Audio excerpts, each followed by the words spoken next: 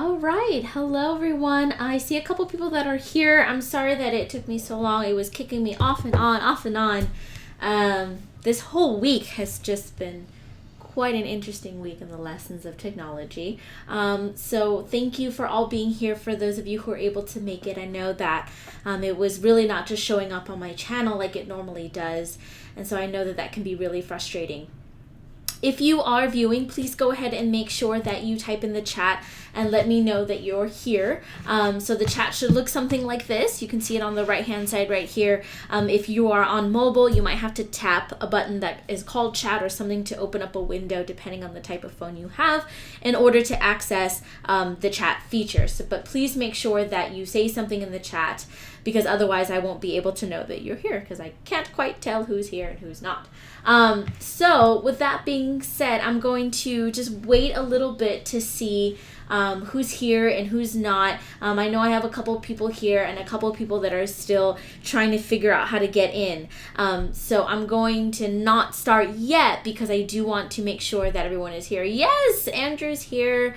Marie's here. Awesome. So I'm very glad that people are making it. Again, I'm quite sorry about the complexities of this new YouTube beta that I was not expecting. So I'm quite thrilled that you are all here. Very exciting. So I'm just going to wait just a couple more seconds, maybe 30, 60 more seconds to see who's popping in and out.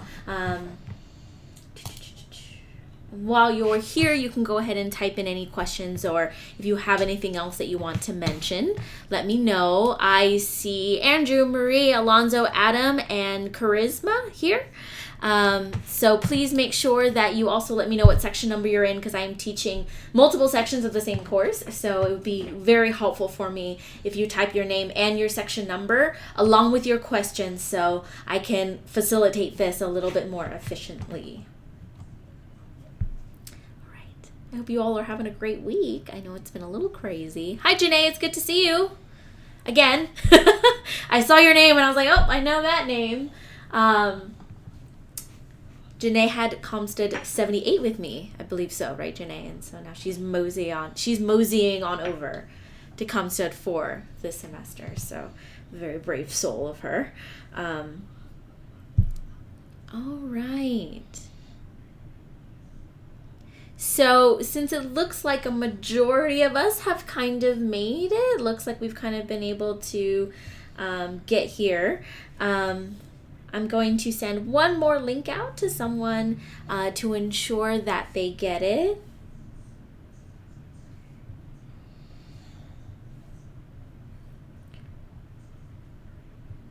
Give me one moment. All right, so hello, everyone. Wow, this week has been such an interesting week. It has definitely been the most hectic and chaotic first week that I've ever had. At least I'll speak for myself. And as you all know and are probably very painfully aware, our system, our My Chafee View system, was down, I believe, Monday and Tuesday as well. And it was down a little bit this morning. From what I understand, it should be back up and pretty stable. I was able to log in a little bit today, and hopefully it stays that way. That's going to be the goal. For those of you who were registered on Monday, I'm very grateful that you were able to at least access your Canvas courses.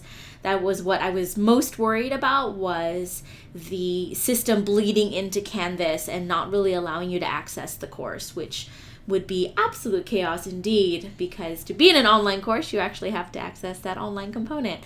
For those of you who were just added, welcome in, welcome in. I know some of you aren't even technically really registered on my roster yet, because the system is just not letting you do that. But I'm very grateful that you are here and that you are present and participating, and we'll get you up and running in no time. Again, I'm so sorry for this weird late start with my live stream. I was not expecting to jump through multiple hoops just to even get my stream going. So I appreciate your patience. So of course, like I said, if you have any questions about our course, content-wise, what we're going to be covering, what expectations there are, what a good student journal looks like, please go ahead and start typing that into the chat right now, and so we can start having our discussion. I love these live lectures because I do feel that they are as close as we can possibly get to a face-to-face meeting as a class. Even though I can't quite see all of you right now, we still are interacting in real time, and that for me is quite a blessing as an instructor, because I do love teaching online, and at the same time I do very much miss being able to interact and actually see my students. Like I've said, this will be the second time Janae has been in a class with me, and yet I've actually never met her in person, and I'm sure she's a wonderful person to meet in person. So it is very nice to hold these live streams in order to connect a lot more with you all. And so as we're kind of waiting for more people to filter into the room and not filter in, I want to quickly just talk a little bit about the course, because I know that I didn't really do that in our welcome video, because our welcome video was more about getting you started. But comm studies in general is a very interesting field. It's an up-and-coming one, and it's definitely one that has a lot of cousins. I like to call them cousins. So if you've taken an anthropology class and a psychology class, you might notice that a lot of the things that you study there, a lot of the things that we study here are very similar, because we're all very much related to each other in the same field of social studies. And communication studies is really at the heart of, I think, what is the most unique about us as human beings, in that we have this very unique ability to create symbolic meaning and then communicate that through language. And while this isn't a linguistics class, this is a class about how we communicate and what that means for our relationships. So if you're in my family class, we're primarily focused on how communication plays out in different familial relationships. If you're in my CommStud 4, my interpersonal class, we are going to do a great broad overview on how communication impacts one-on-one interpersonal relationships, which no matter what type of career you get into or what field you enter, no matter what, you're going to have to at least talk to and relate to at least one person, I'm assuming.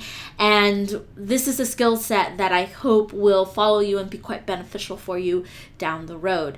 Again, as I sort of touched on in my welcome video, but I really want to express further here, I know that because we're in an online course, by the very nature of it, it's going to be a little bit more difficult for me and on your part to relay these complex communication studies theories, because typically in my face-to-face classes, my students have the opportunity to practice their skills, to talk about them aloud with me and other peers, and they get multiple opportunities to apply what they're reading and learning week to week. And in this class, you do get that application, and I've tried as much as I can in this modality to infuse that into our online course. However, I know that there's multiple obstacles that present themselves because of the nature of our online class. We just do not have the capability to really interact with one another as much as we would like. And I think that practice is really at the core of communication studies. And if we're not practicing and enacting a lot of the skills that we're learning, then it becomes a little bit more difficult. So my challenge and encouragement to all of you is to practice what you are learning in our lectures and in our textbook as much as you can in your personal and work lives, so that you can actually see how it applies, how it fits you, how it works with you, or maybe how it doesn't, and then really excel much better in the classroom because you're able to do that.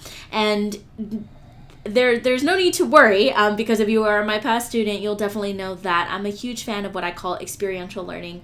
So experiential learning is when an instructor gives assignments that are based in the quote-unquote real world situations, right? And so you'll notice that for a majority of your assignments, I either have you pull from previous knowledge, such as in your journals, or in your bigger papers, I will have you go out and actually talk to people and put into practice what you're learning. So if you are in my interpersonal class, you will have a nonverbal paper where I make you go people watch, and I'm going to ask you to go to places where you can observe a good amount of people and their interactions and use the skills that you're learning in our nonverbal unit to apply to what you're observing and really analyze what you're observing in the same way that a communication studies researcher, scholar, social scientist would.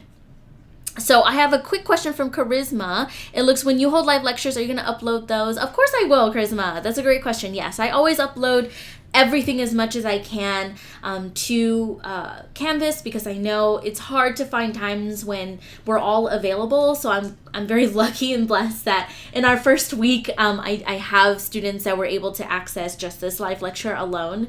I was quite dreading it because I know that the first week can be a little hectic, but I definitely wanted to touch base with you first week. So this was kind of the better of the two poisons, I guess, that I had to choose. But I will always upload any videos that I create throughout the semester onto Canvas, and I'll always announce them as well. So I'm not just going to upload them and leave them there, because you might not know that they were uploaded, you might not notice that they're there or new, and so I'll always send it as an announcement as well, Charisma. Thank you for asking that. Since Charisma launched it off with the first question, before I blather on anymore, because I know you're going to get quite tired of hearing my voice through our video lectures for the whole semester, I want to take a pause, first say hi to everyone who's here, and then also for anyone who has not asked a question yet, please make sure that you do. And I'm just gonna hang out. I'm just gonna chill. So it looks like we have Andrew. I know, Andrew, you are in my CompStud 4 class. Marie, Alonzo, Adam, Charisma, Janae, Caitlin, Talia, Saida. I remember you spelling out how to say your name, Saida, in your discussion board. So if I'm saying it correctly, I'm so sorry. I will practice, though. We'll really get it right.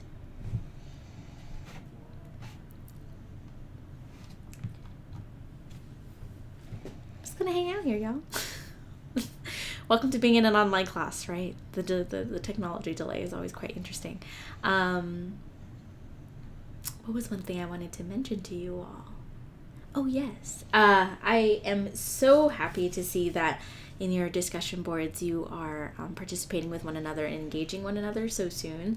I know that I asked some pretty odd icebreaker questions at the start of the semester, but I do want you to get kind of deeper with each other faster and kind of break down a lot of those natural barriers that we have in communication, especially in an online setting. And so I'm really glad that you are all really willing and motivated to create a community of practice here, and actively participating in the very first discussion board that we have.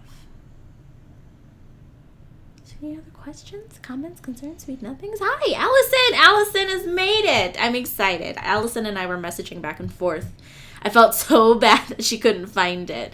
And then I realized YouTube was not broadcasting me, so that's lovely. So thank you so much, Allison, for making it. I appreciate you being here. I know it was quite a trek for some of you to get here, but as I was saying to everyone before you got here, Allison, it's been a theme of this week that we've had to struggle a little bit with technology, and can't let it win. Can't let Skynet win. So, all right. Any other questions? I'm waiting, y'all. Charisma did her due. She can lay back and hang out. Alonzo has asked, will there be extra credit assignments offered besides this one? Yes, Alonzo, there will be. So I provide extra credit to every student who sets up a one-to-one lecture with me. So that can be coming to visit with me in my office hours at Fontana. I know that some of you took an online class because you physically can't, come to campus. So I'm fully aware of that. So my other option would be to have a video chat with me like this, one-to-one, throughout at least once throughout the semester. And so if you do it once, you get extra credit for doing that. And typically students like to do it on chapters that they're struggling with. So students like to schedule ahead with me when they read a chapter and they're quite not sure how to apply a lot of the concepts. That's when my students typically in the past have had to do it. But you can also do it just to honestly chat about your career, to talk to me about other academic pursuits that you may have. I'm not a counselor by any means, so you should still go see your counselor and talk to them to make sure that you're taking the right classes. But I can definitely give you insight into varying fields because I do have students that report back to me their experiences, how much they're making, what the job market is like. So we can also talk about like kind of non-academic career related things. We can do mock interviews with one another. I've helped students do mock interviews where I've pretended to be the interviewer and I've critiqued the way they've delivered different messages during a mock interview. So Alonzo, there are a lot of options as far as what we could talk about, but your extra credit basically comes from setting up an appointment with me and meeting that appointment one-to-one. It won't be through YouTube. It will be through my Zoom link, and thank goodness that always works, knock on wood. But it's actually on the front of my syllabus, and I also have it located in my bio on Canvas, where it's basically just a link. And if you set up an appointment with me, I will kind of write that down for my purposes and block out that time for you. And then let's say, Alonzo, you and I scheduled a time for us to talk Friday at noon. At Friday at noon, you would click on that link, and then you would immediately get pushed to our video chat that I've created. So if you're not sure what I'm talking about, let me mosey on over to the syllabus and show you. But it's right here, Alonzo. You can take a look right there. Zoom video conference. And again, I know you can't really highlight this link very easily. Oh, it lets me here. But some computers and some browsers will not allow you to. But so this same link is on my my bio as well on Canvas. And so what you would do is you would just click on that link at the start time of our meeting, whenever we decided that would be. I do have online office hours, so every Wednesday I've designated 3 o'clock to 4 o'clock to be my online time, so that's probably when you'll get the most responses from me. If I'm not on the call with a student or doing anything else, that's probably when you'll get the fastest email response from me, because I'm just online hanging out, waiting to hear from you all. But if you don't hear from me, or if you can't make it Wednesdays 3 to 4, I'm very open on other days and other times to meet with you, so we can always work something out. The only thing I ask is that you let me know in advance and not the day of. So please don't say, can we meet today at 5, because that probably isn't going to happen. You need to at least give me about 2 to 3 days notice at most, and just always let me know, give me a couple options of when you would be available, and I'll try to work around them. But that's where one opportunity for extra credit will come from. Sometimes I provide opportunities for extra credit for students who attend campus events, but because we're an online class, I'm very particular about what I choose in those instances, because I want to make sure that I'm choosing something that's equitable, that is free, that a majority of you, if not all of you, are able to attend either digitally or in person. So I will let you know of those opportunities if they come up throughout the semester, and I'll let you know, of course, far in advance. But the one surefire extra credit opportunity will be to set up a one-to-one video chat with me. Thank you, Alonzo. So Allison has a question. Do you recommend watching your lecture and then reading the chapter, or reading the chapter and then watching your lecture? So I love that question, because I think that's a pretty good question. So I'm going to say both, Allison, and I'll tell you why. Because everyone is a different type of learner, and so because you're a different type of learner, you might operate and function in different ways. So if you are a student who's kinesthetic, who's auditory, who needs a lot of kind of audio stimulation or doing something in order to learn something, you should probably watch my lectures first. If you are a student that's very visual, that likes to kind of absorb things with your eyes and take in time, you might want to read the book first.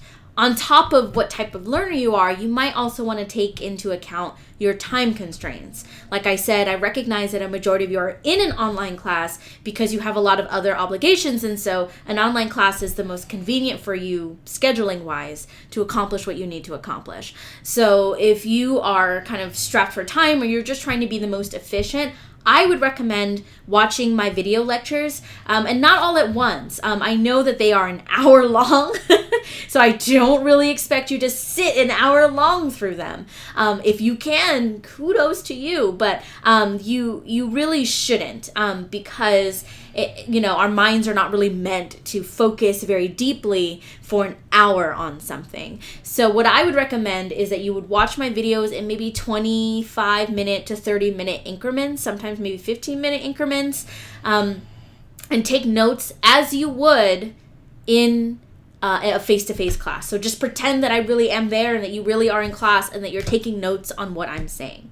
And then I would use those notes to help guide your learning in the realm of the textbook. So because of course in my video lectures, if you've had a chance to look at, for example, chapter 1, I don't cover everything under the sun in the textbook. I only cover what I absolutely feel you need to know, core value, in order to achieve your student learning outcomes. Not to say that those other things in the textbook are not useful or important, but I try to really think student efficiency and student benefit when I was selecting what I would cover. So you can definitely do that route where you watch my video increments in spurts, like let's say Monday, Tuesday, Wednesday, you kind of spread it out, you watch it, you take notes, and then you start engaging with the textbook as you do our activities. Does that make sense? The discussion boards are a great opportunity for you to crack open that section of the textbook and then put into practice that section of the textbook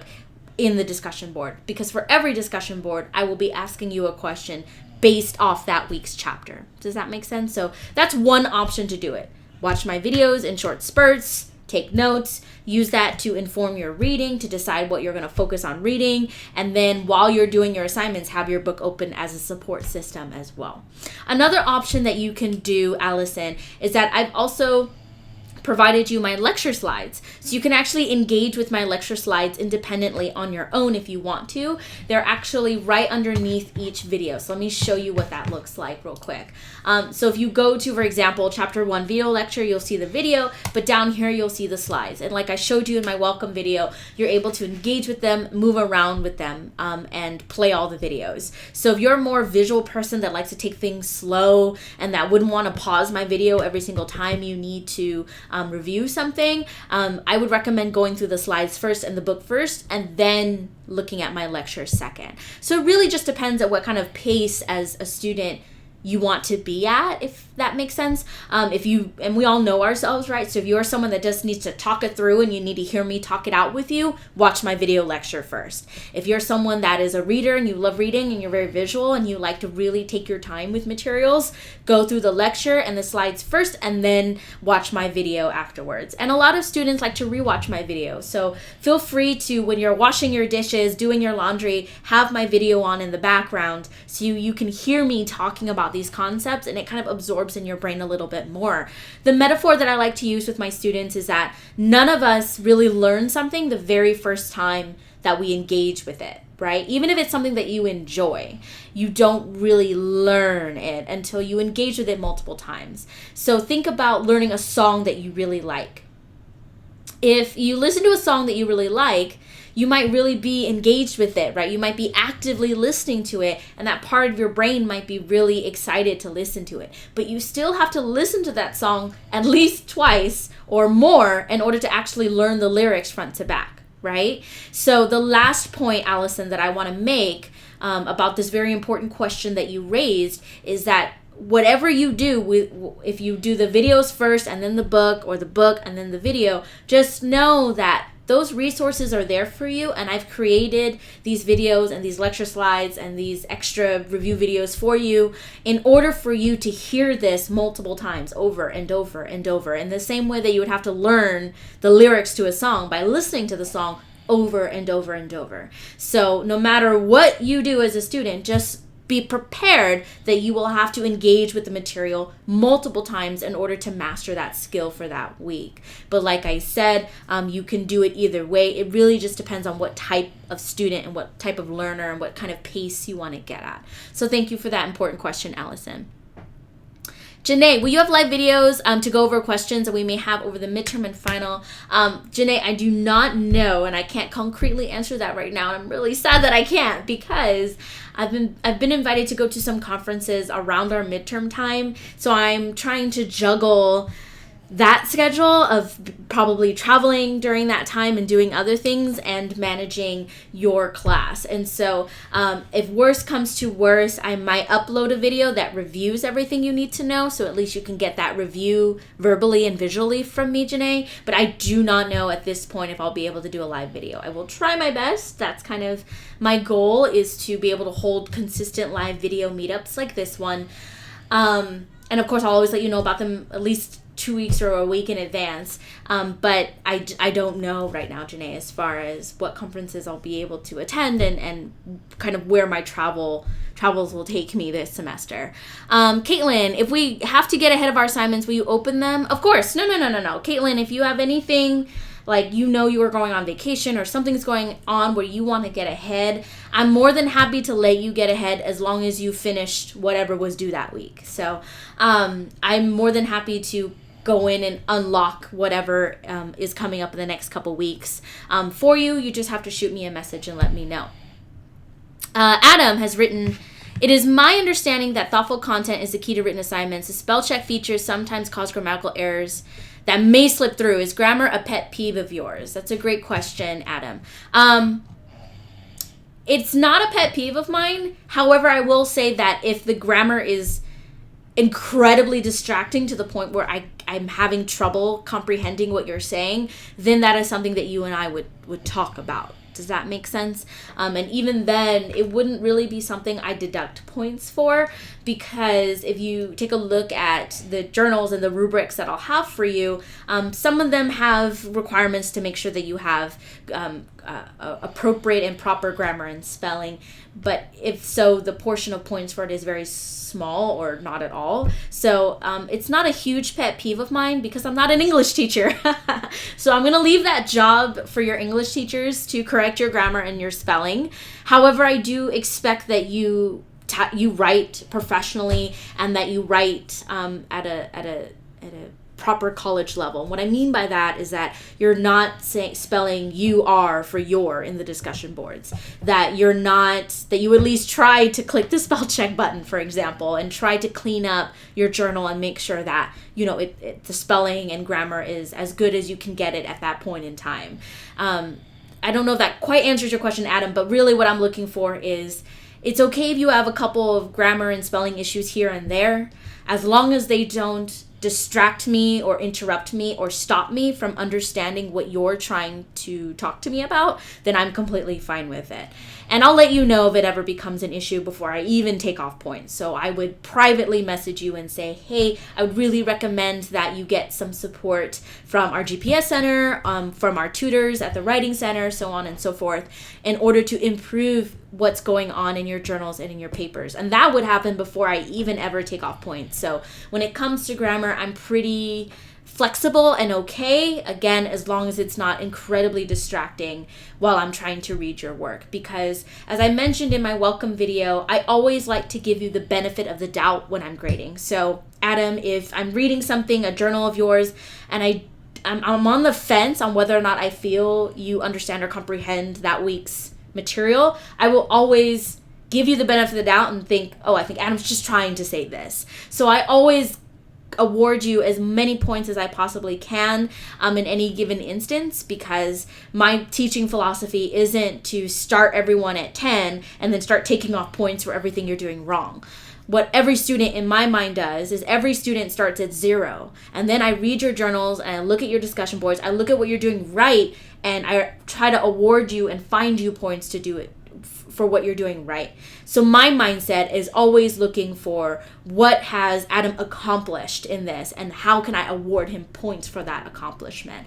And so your grade ultimately is not a reflection of what you failed to do. Your grade is a reflection of what you were able to successfully complete. And then that allows us to have a more productive conversation and a stronger mindset, positive mindset, as we move toward any necessary improvements, if there are any, right? You might get full points and, we might be fine.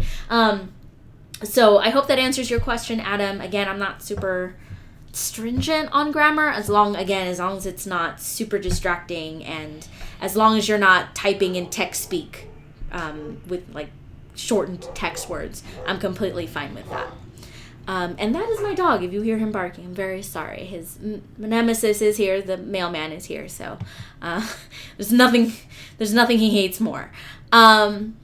Wow, some really great questions here. Any other questions before we do? I know Marie and Andrew. I haven't heard from y'all and Talia. Anything else that I can do to support you, help you, kind of guide you through this course and this semester? Always let me know. So I know these are opportunities that I try to create for us to chit chat and have sort of a class. But there are other outside opportunities, like I mentioned before with Alonzo's question, that you can take advantage of. So if there's anything else you think of after this video, I'm more than happy to support you. So I'm going to hang out for like 30 more seconds if you need anything else or any other support. Other than that, I'll go ahead and close the live stream because I know y'all busy. Y'all got stuff to do. You have a discussion board and an onboarding assignment to finish if you just added. Marie has asked, do we have to meet a word count when it comes to discussion boards? Marie, yes and no. So I'm not looking for any specific word count because I don't like putting suggested word counts on things because then I feel that your focus as a student becomes about meeting that word count rather than meeting a standard.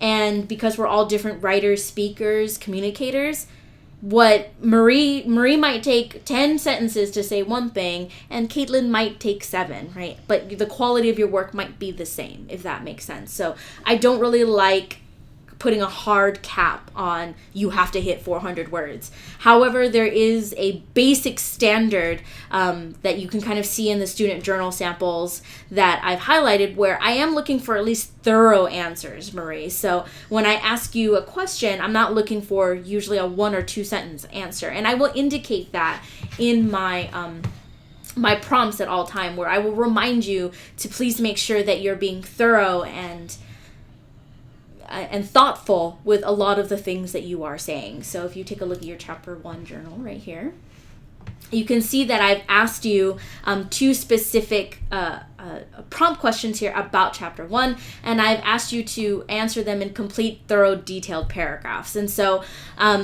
here I've dictated paragraph, but even then a paragraph could be 6 to 8 sentences. It could be, for some students, 9 to 10 sentences. For some students, it could be 4 to 5. So what I really mean by that, Marie, is I'm looking for the most detail and thoroughness that you can possibly provide me as a student, and I'll really get to know your voice throughout the semester as I read a lot of your work because you do have a journal every week. So I'll be reading and consuming a lot of your work this whole semester. And I'm not looking for a word count, but I am looking for a standard of critical thinking and thought. So most of the time I'll say that a 1 or 2 sentence answer will not suffice for any of the prompt questions that I ask you, be them in a journal or a discussion board. So typically, aim to spend some time on the discussion boards and journals thinking critically about the question that has been asked of you and then typing it out. And hopefully I've asked you thought-provoking enough questions to where you're more than capable of getting past 2 or 3 sentences per question. I'm right in the middle there as an instructor. I don't like to prescribe a specific word count, and at the same time, I expect far more than 1 or 2, sentences per prompt question, because for me, a detailed and thorough discussion is simply that. It's you kind of shelling out and discussing and thinking about the question and how it applies to you in a specific situation. But that's a good question, Marie.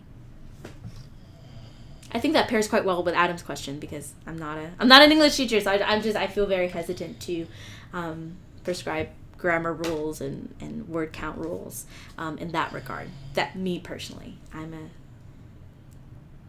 my wheelhouse is not that. All right, so it looks like we got a majority of our questions out. So I want to thank you all so much for being here, especially for those of you who was a bit of a struggle to get here, so I'm so sorry about that. But I'm so happy that you are here. I'm so happy I got to chit-chat with you and talk with you and see you actually live rather than in pre-recorded videos. And again, if you have any other questions, let me know. And if there are more live stream opportunities, I will definitely let you know. And if there's interest in that, please let me know because then I'll be able to really move my schedule around and make sure that I make these live streams more of a priority. If they're helping you, if they're not helping you, then that's totally cool too. I only want to make sure that I'm engaging in your time in a way that is supportive of you in this online class. I hope you all have a great rest of your week. Please enjoy the week and enjoy the fact that you can probably log into your Chafee account by now, thank goodness. So we're hoping that that stays up. If there are any other technical issues, just keep me in the loop via email. I will try to get back to you and support you as soon as possible. And of course, since I know that this week has been bumpy, don't worry about if those technical issues stop you from finishing your assignments, at least for this week. We can work something out, especially if you're an ad that literally just popped into our class this morning. So thank you again so much, everyone. Have a fantastic rest of your week. I can't wait to read all of your discussion boards. I know I haven't gotten to all of them yet. You'll have to forgive me for having to juggle a little bit with my own my Chafee View portal that I also could not log into. So I was flying blind for a couple days there, trying to figure out how to add students and drop students and even see if you're on my roster. So I appreciate your patience. I appreciate you all and have a fantastic day. See you soon.